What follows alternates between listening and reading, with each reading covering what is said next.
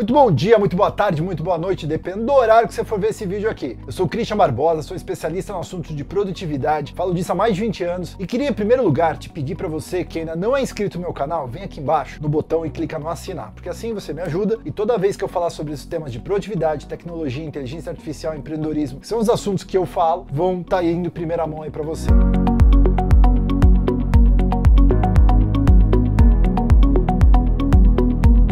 Nesse vídeo eu quero falar sobre uma pergunta que muita gente tem me feito. Eu tenho falado bastante sobre esse conceito de produtividade 4.0, para você olhar um pouquinho para frente, né? O que vai ser a produtividade em 5, 10, 15 anos, como que isso vai afetar a sua vida e como que isso pode te ajudar a ter um emprego no futuro ou literalmente perder o seu emprego no futuro. Então eu tenho falado sobre essa temática e tal, e muita gente vem e pergunta assim, Christian, que profissões, que empregos que vão permanecer aí com tanta tecnologia, com tanta inovação? O que vai acontecer no mundo? Em primeiro lugar, é o seguinte, eu não tenho bola de cristal. Eu adoraria ter, porque se eu tivesse bola de cristal, eu fico pensando, o que eu voltaria no passado para fazer diferente? Eu não apagaria nenhum dos meus erros, porque os meus erros passados foram aprendizados hoje. Mas eu faria uma coisa, eu voltaria no tempo em 2009 e ia comprar Bitcoin. Ah, mas eu ia comprar Bitcoin. Como eu ia comprar Bitcoin? Sabe o que é pior? Eu estava no Vale do Silício, morando lá, quando o Bitcoin foi lançado, eu ouvi um zuzuzu, mas o pessoal falava que era uma forma de traficante mandar dinheiro de um lado pro outro. Eu fiquei com isso meio na cabeça e eu nunca liguei pro Bitcoin. Enfim, passou, não tem máquina do tempo, mas se eu tivesse uma, eu ia investir em Bitcoin. Ah, outra coisa que eu faria também se eu tivesse uma máquina do tempo, eu teria ido no programa da Xuxa. Puta, porque eu não fui, a escola foi e eu não fui. Quando eu escrevi o Trilha do Tempo, lá em 2004, eu tava tentando fazer uma visão do que ia ser a produtividade em 10, 15 anos, né? E literalmente o tempo passou, e vou dizer que eu acertei várias das previsões que eu fiz ali no livro, com relação à produtividade. Só que agora é o momento de fazer uma nova releitura sobre o que eu escrevi lá atrás, olhando para hoje, com o que já tem de tecnologia, olhando para o que tá vindo aí, o que realmente vai mudar no mundo, que vai afetar o seu tempo, vai afetar as suas habilidades, os seus talentos e, obviamente, a sua profissão. Mas uma das coisas que eu tenho observado nesses últimos anos, dando consultoria aí para as maiores empresas do mundo, é que o número de pessoas dentro dessas grandes organizações, cada ano está menor. A gente faz muito projeto, né, para ajudar essas empresas a literalmente terem mais produtividade, os funcionários mais qualidade de vida, mas no fundo todo mundo sai ganhando. Os funcionários com mais tempo, a empresa com mais dinheiro. Mas uma das coisas que eu tenho reparado e que é uma tendência, não importa o segmento, pode ser setor bancário, pode ser alimentício, pode ser indústria, pode ser serviço, não importa o que seja, os caras estão cortando a galera. Tem um cliente nosso, que esse foi um dos clientes que eu vi assim, a maior transformação ao longo de alguns anos. Quando eu comecei, né, com esses clientes, ele literalmente estava com uns 1.000 e poucos funcionários. No último ano que eu fui nesse cliente, ele literalmente estava com 300 e poucos funcionários. E o presidente me disse que existe um acordo global de cortar ainda mais número de pessoas. Como que eles estão conseguindo fazer isso? O que eles estão fazendo é, eles estão colocando tecnologia de ponta a ponta dentro da empresa e substituindo muitos trabalhos, obviamente os manuais, que você sabe que realmente vão deixar de existir, aquele cara que apertava o parafuso, aquele cara que encaixava uma placa num carro, aquele cara que batia o ponto às 8 da manhã e saía às 5 da tarde, esse cara já era. Por quê? Vem um robô, faz isso com uma precisão absurda. Outro dia eu estava entrevistando para o meu livro novo o diretor de industrial da Siemens, lá da Alemanha. E uma das coisas que ele me falou, que realmente me impressionou, é como que a nova fábrica deles está sendo configurada. Ele falou o seguinte, que antes precisava de uma equipe para fazer o quê? Fazer a linha de montagem. E o cara montava de um jeito, montava de outro. Então ele tinha que remontar a planta da fábrica para poder produzir, por exemplo, de uma vez o interruptor, da última vez ele produziu uma tomada. Coisas parecidas, mas que mudavam a planta. Ele falou que agora, com toda essa tecnologia, essa indústria 4.0, com tudo isso que está rolando, ele por um celular, ele pode apertar um botão e a fábrica automaticamente se regula para produzir aquela nova peça. Então ele falou, enquanto algumas coisas lá atrás demoravam dias para você mudar a fábrica, hoje em poucos minutos é uma nova fábrica produzindo novas peças. Aí você fala, cara, mas qual é o impacto disso na minha vida? O impacto disso na sua vida é que você pode, por exemplo, é a personalização na ponta. Você poderia, por exemplo, ir na loja da Nike e você poderia escolher o sapato que você quer. Você vai escolher a cor, você vai poder colocar suas iniciais, você vai poder escolher, por exemplo, que em vez do número 40 ou 41, que fica muito grande, você quer o 40.5,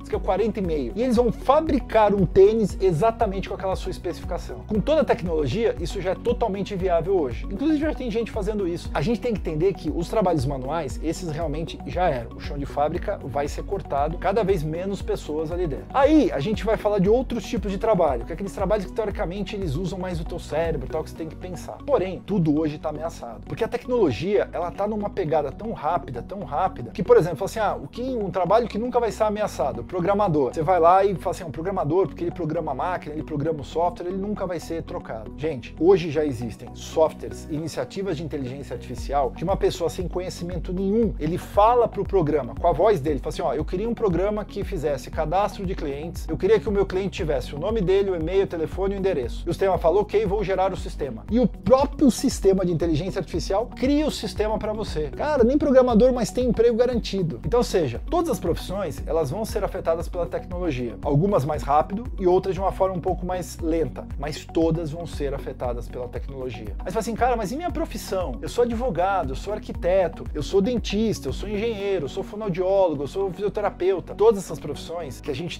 vê hoje, que a gente vive hoje, vão ter algum tipo de alteração. Não importa qual seja. Ah, médico nunca vai morrer. Gente, hoje tem aplicativozinho pro celular que faz um diagnóstico médico muito melhor do que muito médico aí na praça. Então assim, quando você para pra pensar sobre isso, você fala, pô, realmente tá todo mundo ali na berlinda da tecnologia. Então se tá todo mundo ferrado, o que tem aí pra gente olhar pra frente? Primeira coisa é a seguinte, e aí que entra a não previsão. Porque não dá pra dizer, ó, não vai ter médico em 10 anos. Isso não existe. Agora, o que a gente pode entender é, o médico vai mudar em 10 anos de uma forma muito radical. Isso vai. Os médicos que hoje entenderem esse ciclo de mudança e se prepararem para isso, esses médicos vão continuar ativos, com emprego, se desenvolvendo e prosperando daqui a 10, 15, 20 anos. Porque ele criou uma mentalidade produtiva a ponto de aprender mais, de ser capaz de analisar problemas mais complexos, capaz de ter interação com, literalmente, tecnologia. Os meus filhos não vão ver isso, mas os meus netos, com certeza, na escola, eles vão ter alguma aula que vai ser dada ou por um robô, ou que eles vão ter que aprender como fazer uma interface com um robô, para poder, por exemplo, sei lá, fazer comida. Aliás, outro dia, a minha mulher, ela falou o seguinte, que ia comprar um robô para fazer comida, para deixar para os meus filhos. Eu achei do cacete a história. Então imagina, você põe lá uma máquina, você põe os ingredientes e ele faz torta de maçã, ele faz torta de frango, ele faz risoto, olha que coisa louca, né? O próprio robozinho já faz a comida. Então, a gente vai se acostumar a interagir com robôs lá na frente.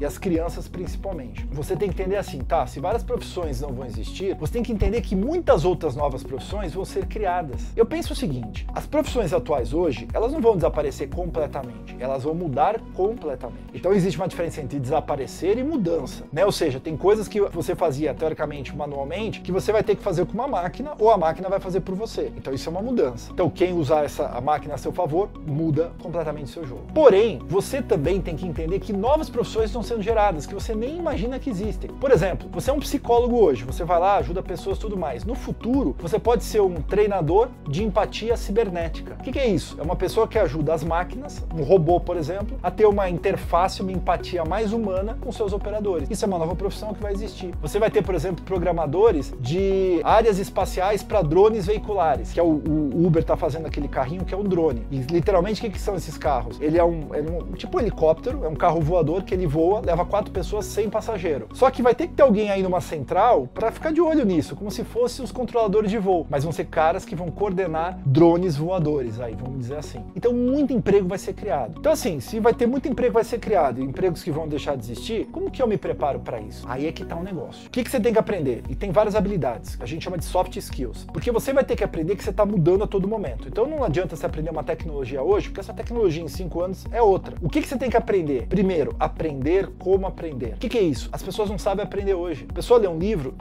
e absorve 2, 3, 5% do livro. A pessoa vê 10 lives e no meio do caminho nem lembra o que ela viu de quem o que na live. A pessoa, ela tem tanta informação hoje que o cérebro dela não é mais capaz de aprender. Ele só absorve e aí como se fosse uma gota no oceano. Aquela gota de sabedoria vem, cai no oceano e vira o quê? Oceano, vira nada. Então você está absorvendo nada aí dentro da tua cabeça. Tanto nada que você está absorvendo. Então você tem que mudar esse jogo. Você tem que começar a fazer o seguinte, tá? Como que eu aprendo a aprender de uma forma mais eficiente no mundo com super exposição à tecnologia, com super exposição a conteúdo, com excesso de conteúdo e que opção pra cacete. Qualquer coisa que você queira, tem opção pra cacete. Qualquer coisa tem muita coisa hoje. Tudo tem de tudo. Agora, com relação a aprender, isso vai te ajudar se você for o quê? Produtivo. Produtividade é uma habilidade que não vai morrer. Só que a produtividade está se transformando. O que é essa produtividade 4.0? É usar tecnologia, inteligência artificial, é você mudar literalmente o teu jogo. Pra você ter uma ideia, eu tô aqui no veleiro hoje, não sei se deu pra perceber, né? Tá aqui, tô preparando para velejar. E aqui quando a gente fazia antigamente, né, o pessoal, mas a gente aprende ainda na certificação, a olhar para um negócio chamado carta náutica, tá vendo? Então tem um cara que vem aqui, ele faz a carta náutica, ele olha com a bússola, ele olha aqui com um compasso para ele poder ver a distância, aí ele faz todo um trajetório de rota. Então isso aqui é feito ainda. Se acabar a luz, se estiver no meio do mar aí sem nada, você ainda tem que saber fazer isso aqui. Porém, hoje você tem tecnologias como esse cara aqui, ó. Isso aqui é um aparelhinho da Garmin, é um aparelho relativamente novo. E aí, o que ele faz? Eu posso dar desse ponto a esse ponto, traça a rota para mim. Mas não só traça a rota, leve em consideração, por exemplo, o tempo. Ele consegue pegar aqui o tempo e ele consegue literalmente saber qual é o melhor caminho, o que fazer, o que não faz. Ele me dá a rota em cima disso. Ou seja,